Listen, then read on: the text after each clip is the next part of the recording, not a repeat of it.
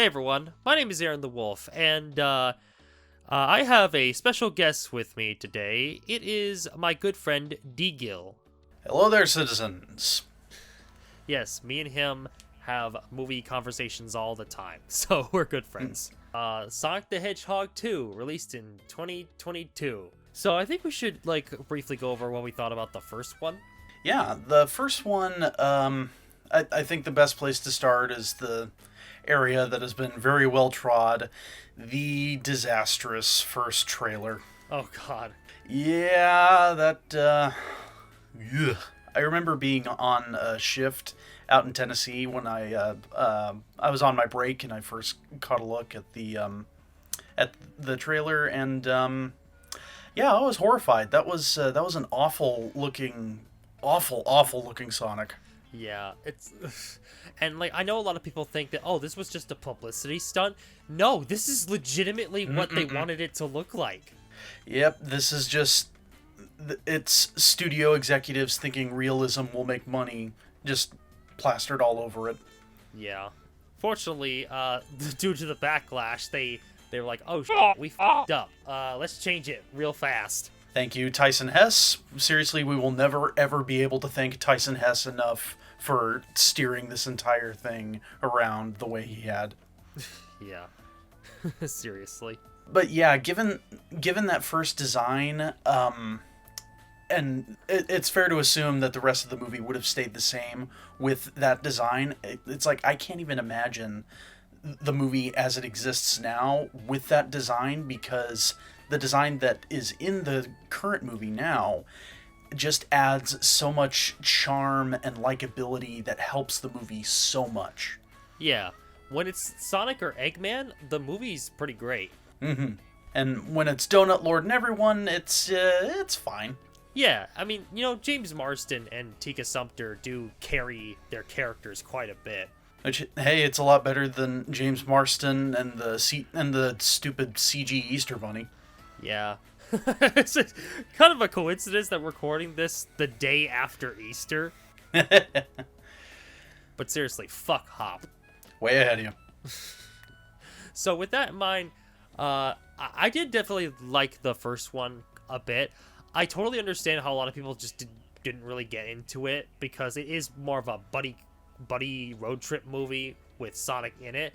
But they got Sonic's character right, and James Marsden's personality definitely made it worth watching. But this upcoming movie, on the other hand, this is the Sonic movie that we all wanted to see. Oh yeah, my first impressions going into Sonic 2 were exactly what they needed to be. Because if you think about the first movie and how just so on the wrong foot it started out on, Sonic 2, for it to work, they had to start off on the most right foot possible. And they did it and then some, because that first trailer is just chef's kiss. Oh, it's great, man. I got my job back at the theater shortly before the Sonic 2 trailer came out, and it started playing in the theaters. And every now and then on my breaks or when I was doing auditorium checks, I'd kind of stick around the theater just to watch the Sonic trailer, because it's so cool to see on the big screen, just hearing all those big booms and sound effects. And of course the final scene where we see Knuckles for the first time is just so cool. Yeah. So I guess that could be the first thing we could talk about. Idris Elba as Knuckles the Echidna. Ooh, baby. He did a very good job as Knux. And I don't really have... I'm not that huge of a Sonic fan, at least compared to you. Yeah. So I'm not grading it on a curve of, how is this Knuckles compared to everyone else. I'm just thinking, wow, this is Knuckles, and he's pretty awesome. Yeah. Also, I probably should have mentioned, this is going to be a spoiler-filled video. Oh, yeah. Buckle up, kids. If you haven't seen it by now, just go ahead and watch it now. Yes, please watch it. What else are you going to watch? J.K. Rowling and having boring wizards talk about the plot for 2 hours? Or Jared Leto, praising himself for 2 hours. Yeah, fun fact, that's not CG. Jared Leto just does that. I still know about his cult island. Well, what did I say? We're getting off tangent. I'll probably just put the spoilers in the title of the video. But yeah, as someone who has been with the Sonic series since he was about 7 years old, they nailed Knuckles' character to a T.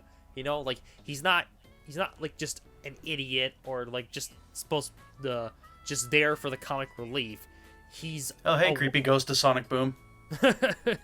he's a warrior, but he's just a knucklehead. He just take things like literally.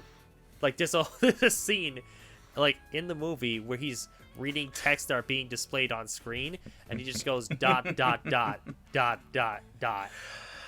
Oh, that was a good one. I feel like half the jokes we're gonna kind of spoil as we go in, but hey, spoiler warning, you were warned. But yeah, I was howling at the screen at that bit. That was so funny. Yeah, it really was. And from what I could gather, Idris Elba really asked a lot of questions when it comes to getting the character of Knuckles right, and just the fact that that he cared that much about making this as good of a version of Knuckles as he could, that just really makes me happy. Yeah, I'm impressed he was able to not just able but willing to go down the rabbit hole of Sonic lore, which not everyone's brave enough to do. Yeah. Also, I appreciate how he shares a backstory the same way as Sonic's, which, by the way, hey, Ken Penders, you did not create Knuckles the Echidna, alright? Get over yourself. I don't know, I kind of thought that it was him, he was trying to take credit for the creating the Echidna tribe, which I guess, but wasn't that more of a thing in the first movie? Yeah, because in this one, we don't really see much of it. We see a couple of humans that are with Knuckles at the beginning that Eggman takes down. Yeah, that is weird. They never explain who those people are. They're just there, and then they're knocked out after 30 seconds.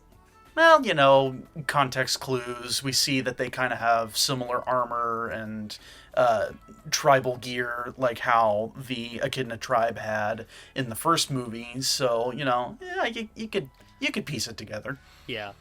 Man, fuck Ken Penders. All my homies hate Ken Penders.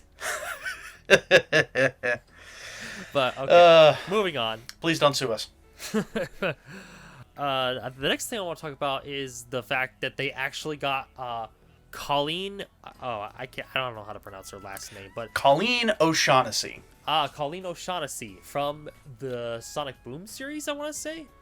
She's been a part of. She's been voicing Tails in the most recent incarnations. I think slightly before Sonic Boom. Let me double check here. I think he started out in Sonic Colors, I want to say. She. Yeah. Because the only way you're going to get a kid voice to sound natural is if you have a woman do it. Yeah, pretty much. Who, of course, cartoon heads like me would recognize her voice as Wasp from Avengers Earth's Mightiest Heroes and Jazz from Danny Phantom. Yeah, it looks like Colleen O'Shaughnessy has been voicing Tails since 2014, so for about 8 years she's been Tails. Yeah, but getting back to what we were talking about, yeah, she voices Tails in this movie, and she's just as good as she ever was as Tails. Oh yeah, she is very good at her job. She plays Tails very well. I didn't once for a second hear a celebrity behind the mic. I just heard Tails, which is really good for any voice actor to do. Yeah, because I don't know. There are very rare exceptions to this, but mostly when a celebrity is voicing a character in an animated film, it kind of takes you out of the moment to be oh, well, that's just that celebrity behind a microphone. Or I don't rarely ever go oh, that's a character. Mm-hmm. Obviously, there are exceptions to this, Robin Williams is the genie and Jack Black is Poe, but the sentiment still stands. Or heck, even here in the movie, I know it's Ben Schwartz playing Sonic because I'm familiar with his work, but, I hear him play Sonic and, I just go, yeah, that's Sonic. Yeah, it just seems like a natural voice you would have. Mm-hmm. And ditto Idris Elba. Oh, the three Sonic, Tails, and Knuckles really play off of each other very well, and they get way more screen time than Sonic did in the original. Which is probably for the best since we already got Sonic's story kicked off well enough in the first movie that we could have a bit more time spent focused on Tails and Knuckles in the mix. Yeah. All right, moving on. Jim Carrey as Robotnik. How was he? Oh, Jim Carrey. Yeah, remember when I said I was busting a gut whenever Knuckles was saying, dot, dot, dot, dot, dot, dot at the screen, taking things literally? Uh-huh. I was pretty much rolling in my seat whenever Jim Carrey was doing anything in this movie. He was freaking hysterical. Yeah. As an actor, he's very good at what he does. And also, with Agent Stone, I don't think he's in the movie I think he actually has the same amount of screen time as the original, but in this movie, it's not even subtle at this point that Agent Stone is just in love with Robotnik. I like to call it their legendary bromance. I think it might be something more than that. I'm just getting huge, heavy, and medic vibes off of these two. Yeah, they do kind of have that same vibe. Yeah.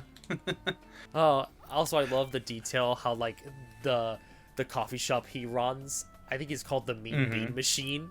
Yes, I was just about to get to that because, like I said, I'm not that huge a Sonic fan, so I wanted to go through you to see how many little wink wink nudge nudge fan service moments there were, because I know the Mean Bean Machine was one of them. What was the name of the giant Eggman mech at the end of the movie? The Death Egg Robot? The Death Egg Robot. Okay. So, and that's from Sonic 2? It started from Sonic 2, yeah. Okay. Because, like, there's another big one from Sonic and Knuckles, I think?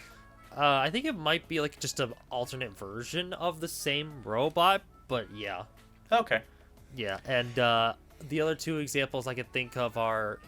It's a boss in Sonic Generations, and it's the first boss in Sonic Mania. Aha. Okay. Yeah, and also there's one of the helicopters before Robotnik, like, makes the Death Egg robot that has SA2 written on it. Oh, Sonic Adventure 2? Yeah. Aha. Yeah. Like I say, I'm only passingly familiar, so I'm just aware of, like, a few titles and names. So I'm just kind of going through you just to make sure I'm getting my names right. Yeah. You are my almighty encyclopedia. Let me bow down towards your great knowledge. Let's move on to, like, the action set pieces in this movie, because in my opinion they were very well done. Very, very well done. Like, not only were they, like, actively engaging, but they also gave us enough, like, I guess, fan moments that any Sonic fan of any kind will be able to, like, enjoy something from this movie. Yeah, the longtime fans like you are catching up on all, like, the different poses and moves that are from the games, I assume. Yeah. And casual fans like me are going, holy crap, this is awesome. Yeah. I actually, I found out recently that the director Jeff Fowler has actually done some animation work for the CG intros of previous Sonic games. Oh yeah, he did Unleashed, didn't he? Yeah. And, like, he's an animator, and frankly, you can tell because he knows how to make the CG look as exciting as it can. Oh yeah. If you're gonna hand off an idea as precarious as let's do cartoons but make them real, you want to hand it off to someone who has experience in animation, who can make the cartoony elements help stick out without, having it, distract from the live action bits. Yeah, it's supposed to be a compliment to the live action bits. Yes. Yeah.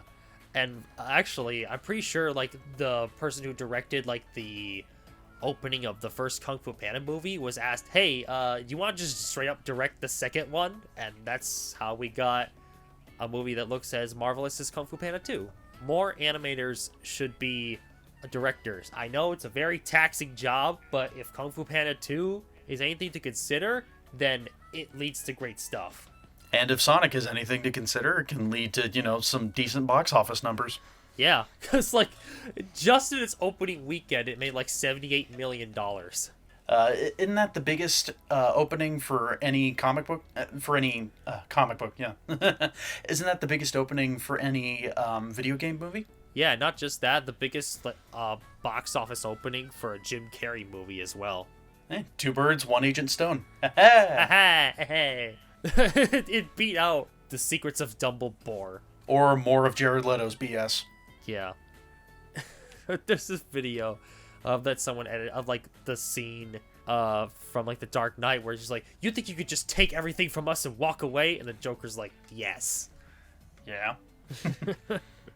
And now it's time to talk about the human characters. Now, the human characters, I mean, they were charming in the first film, but that's supposed to be due to the actors and the way they gave their performances that made it so that you didn't hate watching them. Mm-hmm. Now, they're giving significantly less screen time than in the previous film, but they're still here because, I mean, the truth is you can't just blatantly ignore, like, characters from the previous film, unless you're Cars 2, in which case you'll want to get as far away from that film as possible. Friendly reminder, I still like Cars 2 okay, and I have no taste. Oh, I'm just gonna leave you to the mercy of the internet for that one. Anyway, yeah, that is something I noticed about this movie is that the human characters at first felt kind of hand-waved out of the plot, just like, okay, here's a portal to Hawaii, your wedding, whatever, have fun, and then just get back to, Sonic doing his Sonic thing. And, like you said, they're still, charming and pleasant to be around, so I kind of understand why they wanted to focus on less of them this time, because, we wanted to make room for, Sonic and Knuckles and Tails and everybody. It does make their absence sting less because they're still in the movie. It's just, not as much. Yeah. Also, I do appreciate the fact they actually gave Rachel something to do. Because in the first movie, she was pretty much, like, regulated to, I don't like who you're married to character. Yeah, kind of. And, I mean, obviously, it's not on the same high as, like, the Sonic and the gang stuff, but, like, for what it's worth, it is at least entertaining to see. Oh, yeah, the midway gun facility escape sequence, that was pretty interesting to watch because all of the heavy hitters are, detained by the shadowy agents, and so all that's left is one ticked-off bride and one resourceful wife to kind of bust in and try and save everything, and it was entertaining. Also, I appreciate how they, like, actually, like, subverted the whole typical interrupting the wedding trope, which, like, in any other movie, it would be just painful and, like, it would detract from the movie quite a bit. But the fact that they actually went, like, did something unique and they actually revealed it to be a setup just so they could capture Sonic and his friends. Which, talk about playing the long game, but Yeah, it's like, geez, I mean, I'm assuming that you knew that Tom and Maddie still had Sonic, so I'm like, well, why didn't you just like break in and arrest them and just take them into custody? Well, I mean, they had a shot to do that, but then they had to work in the product placement, so they had to try again somehow. Yeah. Which, by the way, I'm still mad that they haven't made a Sonic restaurant reference. Come on, guys, it's right there! I mean, for crying out loud, they actually, make chili dogs and golden onion rings. I mean, come on. I'm like Mr. Incredible in the first Incredible movie. I'm like, what are you waiting for? Oh. Hey, maybe Sonic 3, right? Yeah, hopefully, I swear to God. If we want to talk, big spoilers, we'll want to talk about something that actually kind of got spoiled for me a little bit, because I'd heard about it as one of the mystery Happy Meal toys for the movie. I didn't get any Happy Meal toys. You know, I'm a kid at heart. I'm not that big of a kid at heart. Actually, there's two specific moments. So, like after like Sonic lures Robotnik into the forest, and presumably Robotnik steps on him and his parents, you know, and then it's Super Sonic is revealed. Yeah, friggin' Supersonic turned up in this game, and it was super cool to see at first, and it remained super cool. But my brain immediately was thinking of Super Saiyan all the way through it. Oh well, I mean that's what Super Sonic is based off of. Yeah, it's kind of inevitable that's where your brain is going to go. But even then, it was still super cool to see. It's just like turning on God mode. Yeah. Also, just one of the most satisfying like moments of that was like when Robotnik was throwing the huge punch, and like without even looking at it, he just stops it with one hand, and just the way that like the effects were designed for that moment really sells how powerful Supersonic is. Did you think the aura looked right? I thought it looked a little too shiny. No, I'd say it was like the right amount of gold. I mean, I've seen this movie twice in theaters, so. Ooh, look at you, the super fan. Yeah, listen, if I want to watch a movie in theaters more than once, then you know that I really, really care about that movie. Mm-hmm. It was the case with the first Sonic movie, it was the case for the Suicide Squad, and it was the case for the Batman as well. But yeah, like the whole execution of the Supersonic scene is really well done, and I even like the callback to the opening of Sonic 06 where Sonic, like, after, like, totally wrecking his Death Egg robot, he just, like, lightly taps it, and that's when it falls. They gave me Sonic 06 opening vibes. Because, you know, when you got, you know, all that ultimate power of the Chaos Emerald flowing through you, all it takes is just a little light tap to just send a giant robot flying down, you know? Yeah, it's like, oh, it's like that? Alright, we're not friends. Alright, now it's time for the big reveal. The mid-credits scene. Yeah. So, like, everyone always had speculation of who was going to show up at the end of this film. Some people said it was Metal Sonic. Some people said it was Amy. Yeah, you know, I was thinking about it in the back of my mind. I'm like, no, wait a minute. This movie introduces Gun. And when there's Gun, there's Shadow the Hedgehog. And lo and behold, it's revealed that Shadow's been locked up for 50 years. And dun dun dun, and now he's gonna be Sonic's doppelganger in the third movie, I'm guessing. Which I'm excited for, and if he can be voiced by Keanu Reeves, please and thank you. Yes, please, Keanu. I won't accept anyone else. I'd settle for John Cena. Let's hope for Keanu. Hey, come on, he did a good Peacemaker. Yeah, okay, listen, I like him as Peacemaker. It's just not a lot of directors know how to actually use him well. Yeah, okay. Yeah. Although, if we're talking speculation for the mid-credit scene, I was kind of hoping, just like as the ultimate troll, that they revealed the next big character for the sequel was Big the Cat. Ugh. Maybe as a joke, like in the third film, maybe. Yes, please. Because he's just my spirit animal. He's just a big dumb guy that likes to fish and be by himself. Big the Cat. Big the Cat. Love that guy. Any criticisms that you have with the movie? I'd say I felt the story felt a little episodic. If you kind of remember Spider-Man Far From Home, kind of how it kind of bounced from one set piece to the other. Like, I still liked it okay, but I acknowledged, you know, the story felt, you know, it's a little bumpy. And I liked Gun's inclusion, but I felt like it came a little out of nowhere. Just like, hey, surprise, we're here too. Yeah, they could have like done a better job at like setting up Gun earlier in the film.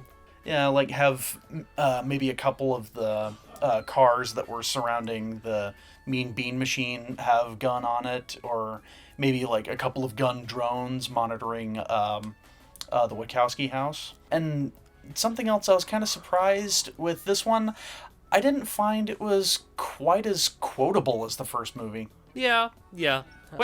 not to say it was bad.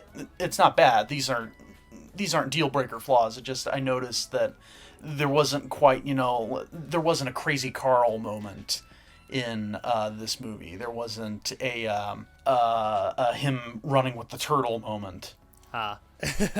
There was no moment. There were still funny moments. Yeah, there was no moment where it was just like, what do you think? What do you take me for, some kind of imbecile? Of course I'll want a latte. I love the way you make them! There are still funny moments in there, but I just don't... Maybe I just haven't seen it as much yet, and this will probably change once it comes out on home video, and I can keep watching it again and again. But, just coming off of it now, I'm just not as... I'm just not as repeating scenes in my head as I was with the first movie. I guess if I had any criticisms myself, again, like the humans part is the weakest part of the movie, technically speaking, but like it's still entertaining to watch, even if it is kind of pointless in the grand scheme of things. Yeah, like kind of near the end, they were kind of just sitting around like lemons watching Robotnik assemble the Death Egg robot. So I understand that like not everyone's going to like be into these movies, but like these movies really mean a lot to Sonic fans because of how well it gets the characterization right. And it means a lot to even just casual video game movie fans like me, because it's kind of the first series where things have been consistently right, even when they haven't been perfect. Yeah. Also, I do appreciate the fact that like when the first poster for it came up, everyone called him out. It's like, hey, why isn't Colleen O'Shaughnessy on there? Myself included. Yeah, she was one of the main characters. Why is she not on the poster? And thankfully they actually fixed that and also put Tika Sumpter on there as well. Big surprise, the higher-ups behind Sonic 2 are actually, listening. Yeah. Also, listen, the voice actors and animators deserve credit for what they do, all right? They carried the shit out of Hollywood during the pandemic, and yet they're still treated like garbage. Hashtag New Deal for animation. Hashtag Bendergate. So, what final rating would you give it? Honestly, the first movie I gave a 6 out of 10. It was, wholly satisfactory. Could have been better. Could have been a lot worse. This one, I'd give a 7. It had... it was very enjoyable, very action-packed, very funny. It had more of what worked from the first movie and less of what didn't from the first. And so I came out liking it a lot more. So I'd say it's kind of like... it's like comparing Let There Be Carnage to the first Venom, where it has more of what I enjoyed from the first movie, and so comes out a little bit more on top. Again, it's not perfect, but frankly, for a video game movie, pretty good is amazing. So, with that said, I think I'm going to give Sonic the Hedgehog 2 an 8 out of 10. Solid 7 out of 10. Well, thank you all so much for watching. But make sure to check out DGil's videos. They're good. Oh, why thank you.